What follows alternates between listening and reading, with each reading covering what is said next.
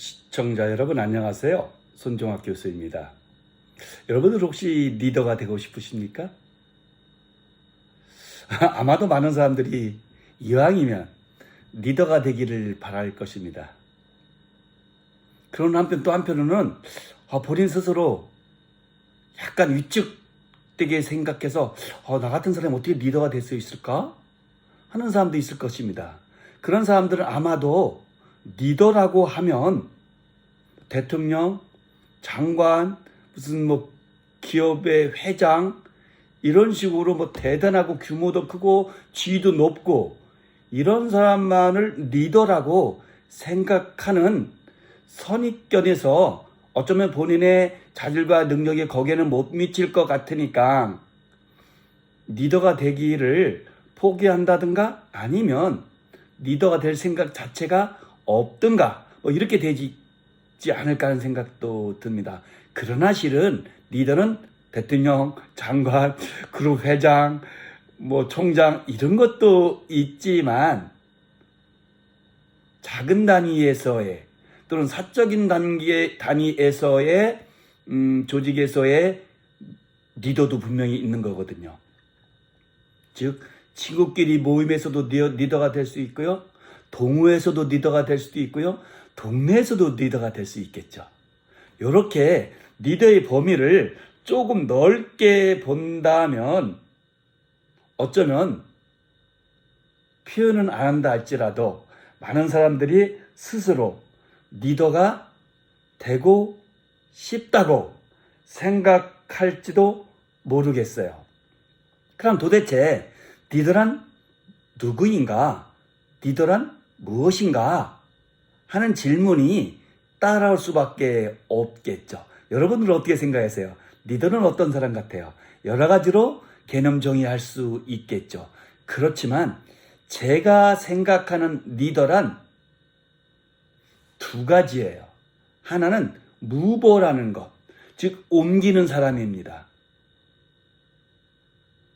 또 하나는 문제를 해결해 주는 사람입니다. 이 두 가지인데요. 첫 번째부터 말씀드린다면 리더는 무버예요. 그럼 어떤 의미냐? 현재의 그 조직이 크고 작은 공적이든 사적이든 간에 그 조직의 현재의 단계를 한 단계 더 발전된 상태로 옮겨주는 사람을 말하는 거예요. 이것을 무버라고 하죠. 옮기는 자가 리더가 되는 거예요.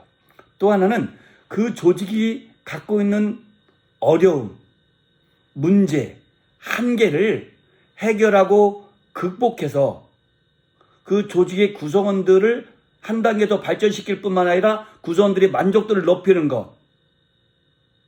이것이 문제 해결형 리더라고 볼 수 있겠죠. 즉 제가 생각할 때 리더는 두 가지 역할을 수행하는 거예요. 하나는 그 조직을 한 단계 발전시키는 무버형, 또 하나는 문제 해결형이다 이렇게 되는 거예요. 그 첫 번째 거를 먼저 말씀드리면 움직이는 거잖아요. 옮겨주는 거잖아요. 근데 그게 쉽게 옮겨지겠습니까? 구성원들이 안 따라올 수도 있고요. 이해를 못할 수도 있고요. 그죠? 그러니까 쉽게 움직여지지 않기 때문에 가장 중요한 것은 리더는 움직여주는 사람인데 움직이는 사람인데 혼자만 움직일 수는 없잖아요. 혼자서 옮길 수는 없잖아요. 어떡하죠? 구성원들이 함께 할 때 조직원들이 같이 도와줄 때 비로소 옮길 수 있잖아요. 그러면 다음 문제는 무엇이죠? 어떻게 하면 구성원들이 나와 같은 생각을 품고 나와 같이 옮기는 것에 동참할 것인가? 그걸 또 자발적으로 하는 거겠죠. 즉 동기가 무엇인가 라고 했을 때 여러 가지 그 동기가 있을 수 있겠죠. 저는 그 첫 번째는 금전적 메리트겠죠. 네가 여기에 참여하면 여기에 동참하면 그래서 우리 조직을 옮겨주면 내가 그에 상응하는 성과 보상을 할 거야.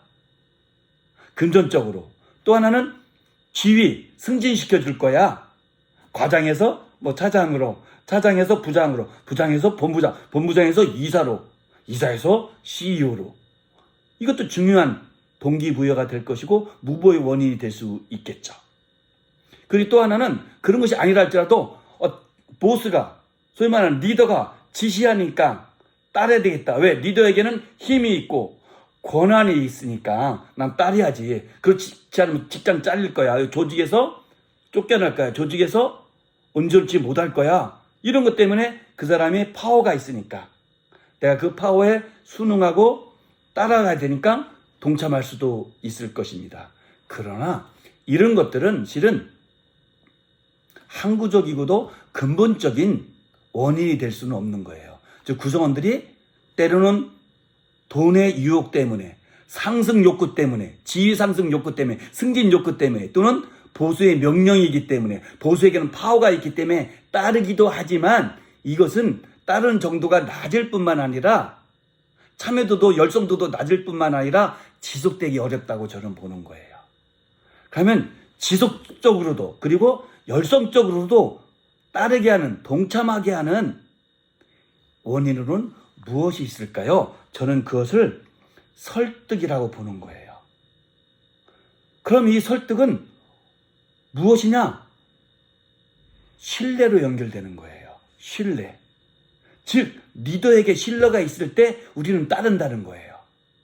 뭐 이런 것이죠. 나폴레옹이 알프스 산맥을 넘을 때 저 산을 넘으면 우리가 승리할 수 있어. 전리품 가져갈 수 있어. 여러분들은 기쁨으로 부자가 돼서 집으로 돌아갈 거야. 라고 해서 열심히 산을 올라갔는데 오르는 순간 땀을 뻘뻘 흘리면서 오르는 순간 그 리더가 나폴레옹이 미안합니다. 여기가 아닌가 봐요. 다시 내려가서 다시 갑시다. 하는 순간에 신뢰가 생기겠어요? 안 생기겠죠. 그냥 설득도 안 되겠죠. 한 번은 가능할지 몰라도 두 번, 세 번은 불가능하겠죠. 그럼 무엇이죠? 신뢰를 주기 위해서는 기본적으로 그 리더에게 무엇이 있어야 되겠죠? 자질과 능력이 있어야 되겠죠. 이건 너무나 당연하겠죠. 그렇지만 거기서 끝나는 것이 아니라 그 구성원들의 마음을 움직여서 우리 한번 가보자. 저것이 좋은 거야. 리더가 제시하는 저 그림이 멋있어. 우린 지금 A에 있는데 리더가 제시하는 B의 그림은 너무너무나 환상적이야. 우리 거기 가면 행복한 사회가 될 거야. 행복한 조직이 될 거야. 발전한 조직이 될 거야. 그러니까 나한테도 열매가 떨어질 거야. 라고 생각할 때 우리는 그 리더의 말을 신뢰하고 따르고 동참하고 그래서 같이 움직여서 성과를 내는 것이 아닐까 하는 생각을 하게 되는 겁니다. 그랬을 때 여기서 설득이 가장 중요한 거예요. 어떻게 하면은 그리고 무엇으로 구성원들을 설득할 것인가. 이거 핵심인데 아까 말씀드렸듯이 첫째는 리더의 자질, 능력, 미래 예측력, 판단력 이런 것이 가장 중요하겠죠. 그렇지만 거기서 끝나는 것이 아니라 진정으로 필요한 것은 구성원들로 하여금 동참할 수 있는 마음을 품게 하는 것. 그것은 무엇이죠? 논리적으로 그리고 감성적으로 설득하는 거예요. 그런데 이 설득은 무엇으로 이루어지죠? 언어와 글로서 이루어지는 거예요. 그리고 이 언어와 글이 논리성을 띌 때 쉽게 더 설득을 당하는 것이죠. 여러분도 논리적으로 제압당하면 두 손 두 발 드는 경우가 있잖아요. 그건 네 말이 맞아. 이렇게 할 때 있잖아. 오늘 내가 동의하고 내가 따라갈게. 네 말 존중하고 오케이 내가 따라갈게 하는 경우가 많이 있잖아요. 이것이 논리성 때문에 생기고 그 논리성은 어떻게 되죠? 문장으로서 말로서 표현되는 것이죠. 그러면 문장과 말이 논리성을 띄고 그래서 그로 인해서 설득성을 유지하고 갖추기 위해서는 무엇이죠? 우리가 논리력을 키워야 되잖아요. 그랬을 때 논리력을 키우는 학문이 무엇이 있을까라고 본다면 저는 제가 하는 범위 내에서는 법학을 들고 싶은 거예요. 즉 법학은 논리적인 학문이에요. 그래서 법학을 공부하게 되면 자연스럽게 논리력이 늘어나는 거예요. 또 하나 법학은요 법 해석학, 즉 법조문의 해석학, 그래서 해석법학이라 부르는 거거든요. 해석법학이 법학의 태반을 차지한다고 해도 과언이 아닐 정도로 해석이 중요한 거예요. 이 해석은 무엇이죠? 문해력이에요. 바로 읽고 이해하는 능력이에요. 그래서 법학을 하게 되다 보면 자연스럽게 문해력이 생기고 이 문해력을 통해서 논리력이 배양되고 또 한편 공감 능력이 생기는 것인 거예요. 즉 상대방을 설득할 수도 있고 내가 설득당할 수도 있는 거예요. 이해됐죠? 그래서 법학을 하게 되면 자연스럽게 리더가 될 수 있는 거예요. 이해하셨죠? 그리고 또 하나,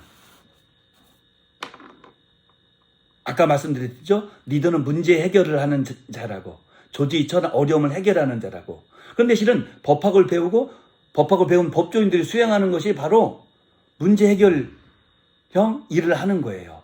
당사자가 처하고 있는 문제점이 무엇인지 파악하고 그 문제점 어디서 발생했는지 원인 규명을 한 다음에 이 문제점을 해소하기 위해서는, 해결해서는 어떤 치유책을, 어떤 처방책을 제시해 줄 것인가를 찾아서 그걸 적용하되, 이 적용으로 인해서 부작용이 발생할 수 있으니까, 반발이 있을 수 있으니까 이 부작용과 반발을 줄이고 완화시킬 것은 무엇인가도 미리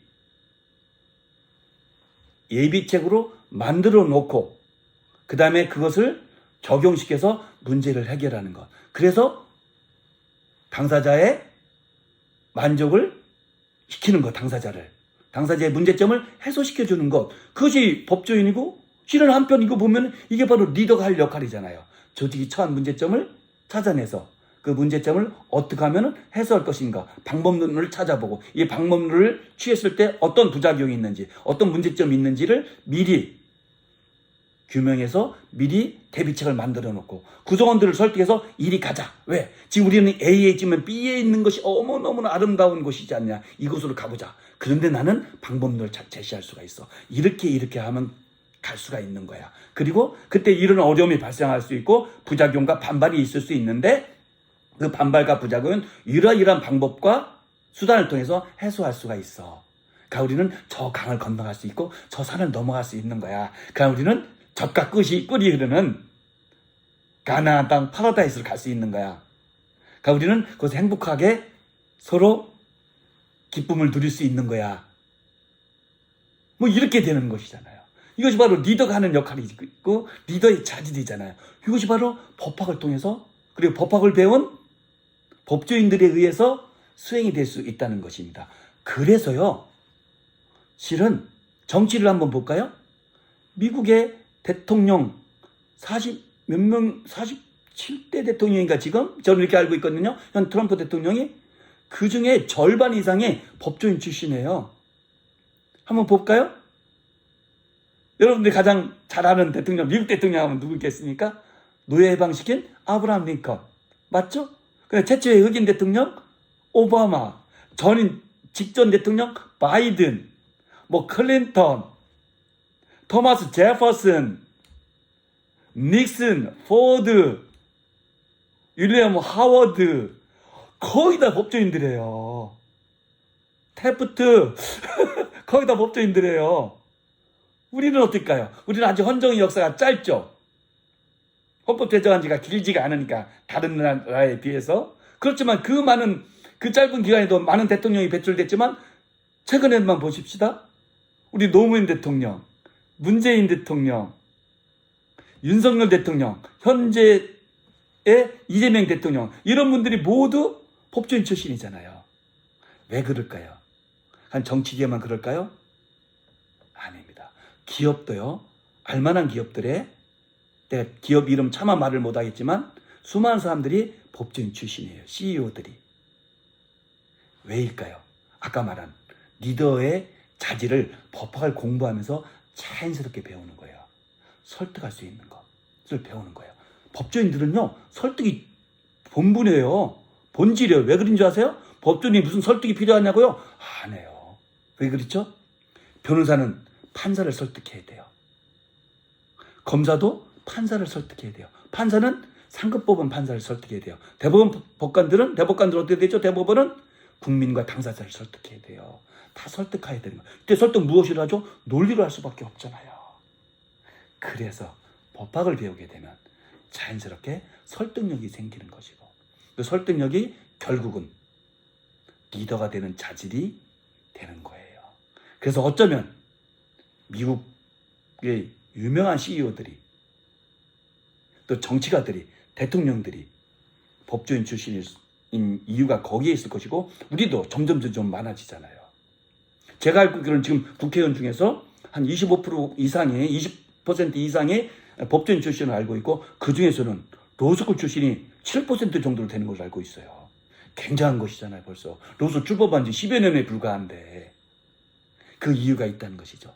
기업도 마찬가지고 조직에서도 마찬가지예요.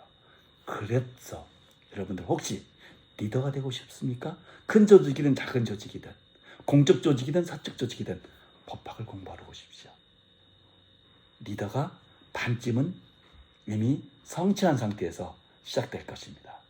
여러분들의 건승을 기원하겠습니다. 고맙습니다.